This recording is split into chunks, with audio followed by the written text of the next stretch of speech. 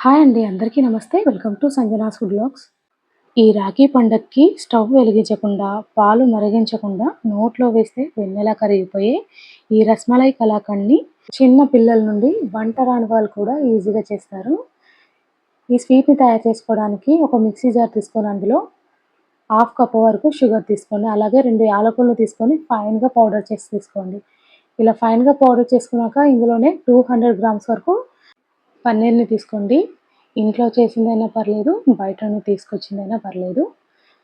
ఇలా 200 గ్రామ్స్ వరకు పన్నీర్ వేసిన తర్వాత ఫైన్‌గా పేస్ట్ చేసి తీసుకోవాలి. ఇలా పేస్ట్ చేసుకున్న తర్వాత ఒక ప్లేట్ తీసుకొని అందులో ఈ మిశ్రమాన్నంతా ప్లేట్‌లో వేసుకోవాలి. ఇలా అంతా వేసుకున్న తర్వాత ఇందులోనే 1 కప్ వరకు మిల్క్ పౌడర్ తీసుకోండి. ఈ మిల్క్ పౌడర్ మార్కెట్‌లో దొరికే ఏ బ్రాండ్ అయినా పర్లేదు. మిల్క్ పౌడర్ వేసిన తర్వాత బాగా కలుపుకుంటూ ఒక పిండి ముద్దలాగా చేసుకోవాలి. ఇలా కలుపుకున్న తర్వాత రస్మలై కలాకండ్ చేస్తున్నాం కాబట్టి వేడి పాలల్లో కొంచెం కుంకుమ పువ్వు వేసి తీసుకోండి. ఇలా ఈ తీసుకున్న పాలను 2 స్పూన్ల వరకు వేసుకొని బాగా మిక్స్ చేసుకోవాలి.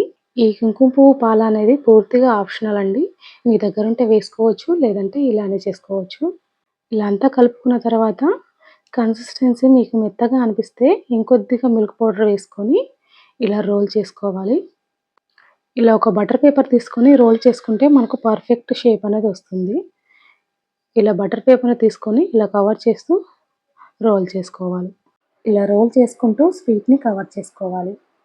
ఇలా అంతా కూడా రోల్ చేసుకుంటూ స్వీట్‌ని కవర్ చేసుకోవాలి.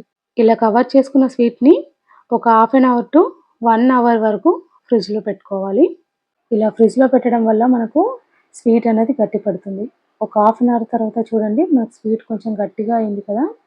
ఈ బటర్ పేపర్‌నంతా తీసేసి స్వీట్ షాపుల్లో స్వీట్స్ పైన సిల్వర్ పేపర్‌ని అతికిస్తారు కదా! అది ఉంటే అది కూడా పెట్టుకోవచ్చు. ఇక్కడ నేనైతే స్వీట్ షాప్ లాగా చేస్తున్నాను కాబట్టి సిల్వర్ పేపర్ వేస్తున్నాను. మీ దగ్గర ఉంటే వేసుకోవచ్చు, లేకపోతే లేదు. ఇలా అంతా పెట్టేసి నైఫ్‌తో హాఫ్ ఇంచ్ వరకు ఈ స్వీట్‌ని కట్ చేసుకోవాలి. ఈ షేపే కాకుండా మీరు స్క్వేర్ షేప్‌లో కానీ, రౌండ్ షేప్‌లో కూడా ఈ స్వీట్‌ని తయారు చేసుకోవచ్చు. ఇలా అంతా కట్ చేసుకున్న తర్వాత ఈ స్వీట్‌ని ఎయిర్ టైట్ బాక్స్‌లో పెట్టుకుంటే 3-4 డేస్ వరకు స్టోర్ చేసుకోవచ్చు.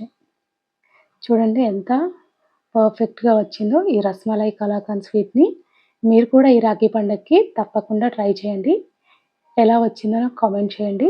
ఈ వీడియో గనుక నచ్చినట్టయితే నా ఛానల్‌ని లైక్ చేయండి, షేర్ చేయండి, సబ్స్క్రైబ్ చేయండి.